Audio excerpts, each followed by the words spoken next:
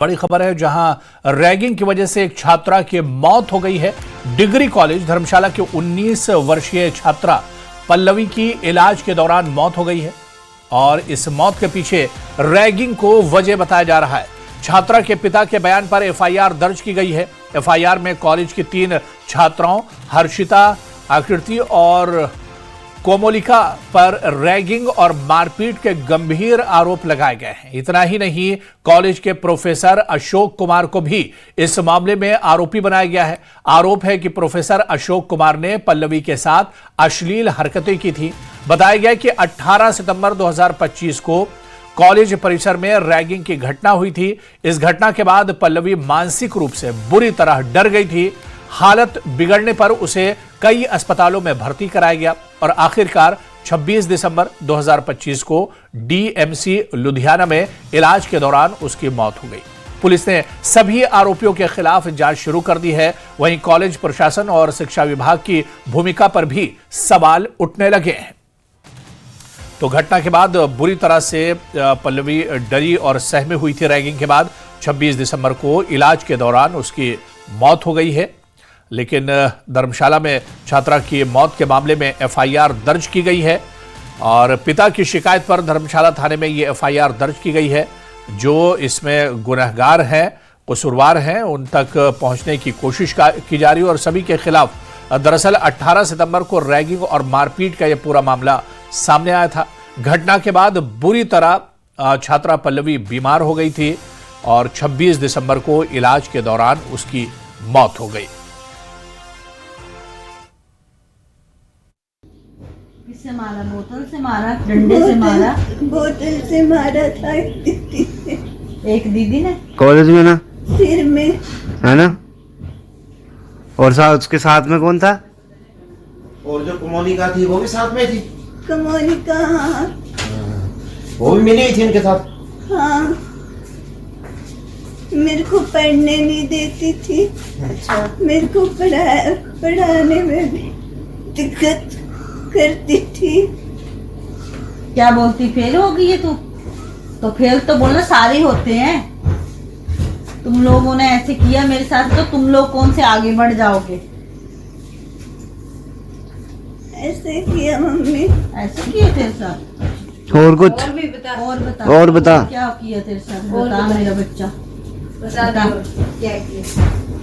दिल में मत रख। जो तभी ये हटेगी। जो तेरे दिमाग में ना सब बता, क्या हुआ? बता दे। बता। बता। कौन करता था? बता कुछ नहीं होता, डरना नहीं, बता। और कॉलेज में सब ठीक रहते थे तेरे साथ? और तो सारे ठीक थे। सर वगैरह सब ठीक थे? जो अशोक सर था वो एक मिनट बोलने लगी तो खुद ना लो मुंह से। हाँ, एक कोई सर सब ठीक थे? मैडम में सर सब ठीक थे? ये अशोक सर कौन है? अशोक सर अच्छे हैं। अच्छे हैं। मौत से पहले का यह वीडियो है जो सामने आया है, जिसमें वो खुद इस पूरी वारदात को एक तरह से बता रही है। क्या कुछ उसके साथ हुआ था उसके बारे में वो एक तरह से बता रही है। उन छात्राओं का नाम भी उसने लिया है और ये पूरी दरअसल रोंगटे खड़े कर देने वाली ये पूरी घटना है। हमारे संवाददाता विचित्र हमारे साथ एक बार फिर से हमारे साथ जुड़े हुए हैं। विचित्र, रोंगटे खड़ी कर देने वाली पूरी घटना जिस तरह से आप कुछ देर पहले बता रहे थे, और उस छात्रा का मौत से पहले का बयान भी एक तरह से है जिसे हमने अपने दर्शकों को दिखाया है। किस तरह की कार्रवाई इस पूरे मामले को लेकर अब तक विचित्र की गई है? निश्चित तौर पर देखिए अबू, ये जो वीडियो वायरल हुई है वो कहीं ना कहीं पुलिस की जांच में एक अहम कड़ी साबित हो सकती है, क्योंकि जो तहरीर दी गई है उसमें जिस प्रोफेसर पर भी आरोप लगे हैं कि वो भी इस तरह की अश्लील हरकतें जो है वो बेटी के साथ करते थे, लेकिन जिस तरह से इस पूरी 2 मिनट की वीडियो में लास्ट में जो है वो बेटी ये कहती हुई नजर आ रही है कि जिसके ऊपर आरोप लगे हैं वो कैसे थे और ये बेटी क्या कह रही है, तो इस वीडियो को भी सुनना बहुत लाजमी हो जाता है। देखिए, पक्ष चाहे कोई भी हो, ये हरकत जो हुई है, ये घटना जो हुई है, उस घटना को किसी भी तरीके से जो है वो समाज में कोई जगह नहीं है और इस तरह की घटनाएं नहीं होनी चाहिए। इसलिए ऐसे मामलों की जांच जो है वो बिल्कुल जमीनी स्तर पर होनी चाहिए, दूध का दूध पानी का पानी होना चाहिए, क्योंकि मामला काफी लंबे अरसे से है और वैसे भी इस तरह की रैगिंग की घटनाएं तो अब तो यूं माना जाता है कि ना के बराबर हो गई है या इस तरह की घटनाएं अब होती ही नहीं है, ऐसा कहा जाता है। क्योंकि जिस दौर में हम लोग जी रहे हैं, जिस दौर से हम लोग गुजर रहे हैं, अब वो वाला दौर नहीं बचा है जब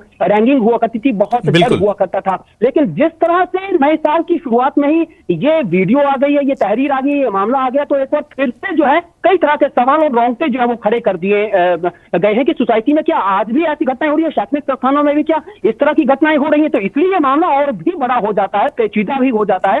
और जिस तरह से 3 लड़कियों को, 3 छात्राओं को जो है इस पूरे मामले का आरोपी बनाया गया। देखिए, एक छात्रा को दूसरी छात्रा है तभी खुद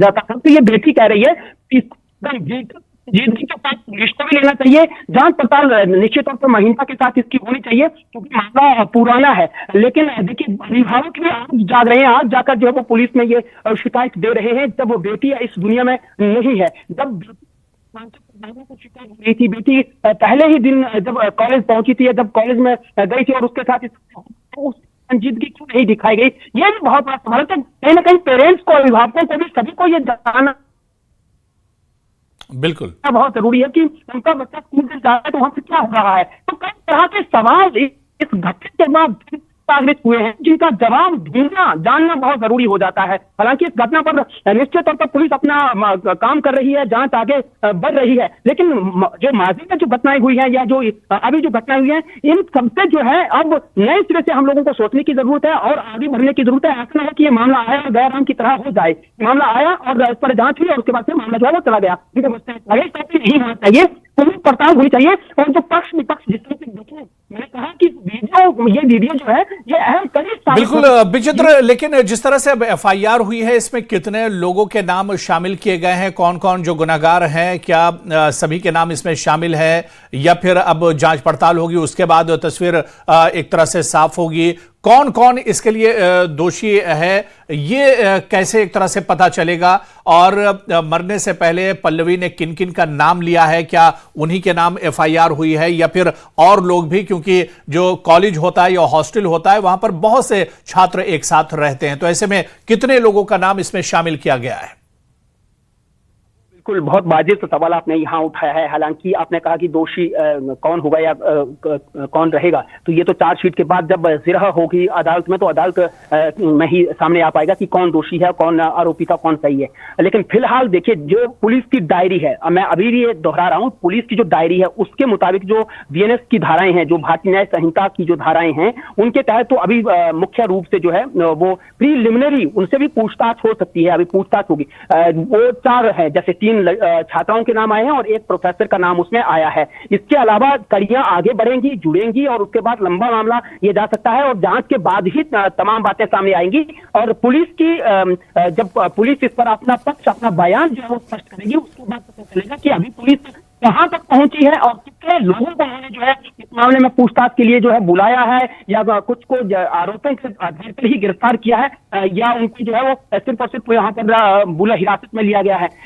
ये तमाम बातें तो जो है जांच के बाद या पुलिस का आधिकारिक बयान आने के बाद पता चलेगा। जो बातचीत हो रही है वो पुलिस की डायरी के मुताबिक ही हो रही है।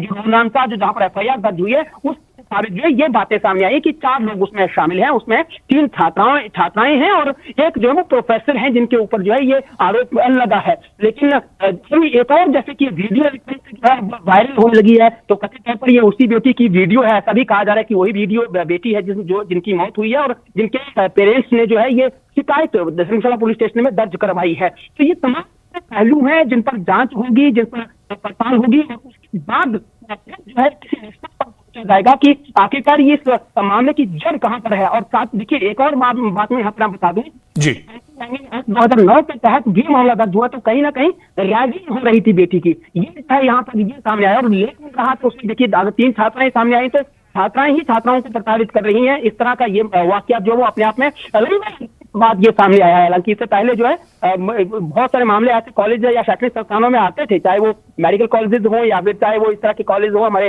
आम जहां पर बच्चे पढ़ने जाते हैं, लेकिन ये मामला अपने आप में नवीन है, नया है। बिल्कुल जाहिर सी बात है कि अब कहीं ना कहीं एफआईआर दर्ज होने के बाद एक उम्मीद जरूर बंधी है कि पल्लवी की मौत तो जरूर हो गई, लेकिन हो सकता है कि उसे इंसाफ एक तरह से मिल पाए, जांच पड़ताल होगी और उसके बाद इस पर पूरी कार्रवाई की जाएगी। बहुत बहुत शुक्रिया विचित्र हमारे साथ जुड़ने के लिए, डिटेल में तमाम जानकारी साझा करने के लिए। और वहीं पूर्व सीएम और नेता प्रतिपक्ष जयराम ठाकुर ने कहा है कि इस मामले में शुरू से ही पुलिस की लापरवाही सामने आ रही है और इस पूरे मामले की हाई लेवल जांच होनी चाहिए ताकि पल्लवी को इंसाफ मिल सके। तो हिमाचल के पूर्व सीएम और नेता प्रतिपक्ष जयराम ठाकुर ने इस मामले में कहा है कि शुरू से ही पुलिस की लापरवाही सामने आई है और इस पूरे मामले की हाई लेवल जांच होनी चाहिए ताकि पल्लवी को इंसाफ मिल सके। तो जयराम ठाकुर ने बाकायदा एक्स पर पोस्ट किया है और उन्होंने लिखा है कि कांगड़ा में बिटिया पल्लवी की मृत्यु अत्यंत दुखद और पीड़ादायक है। बिटिया की आत्मा को ईश्वर अपने श्री चरणों में स्थान और परिजनों को धैर्य दे। और इस मामले में उन्होंने कहा कि शुरू से ही पुलिस की लापरवाही की बात सामने आ रही है जो बहुत शर्मनाक है। और उन्होंने कहा कि पल्लवी को इंसाफ मिलना चाहिए, सख्त कार्रवाई होनी चाहिए, हाई लेवल जांच होनी चाहिए ताकि पल्लवी को इंसाफ मिल सके।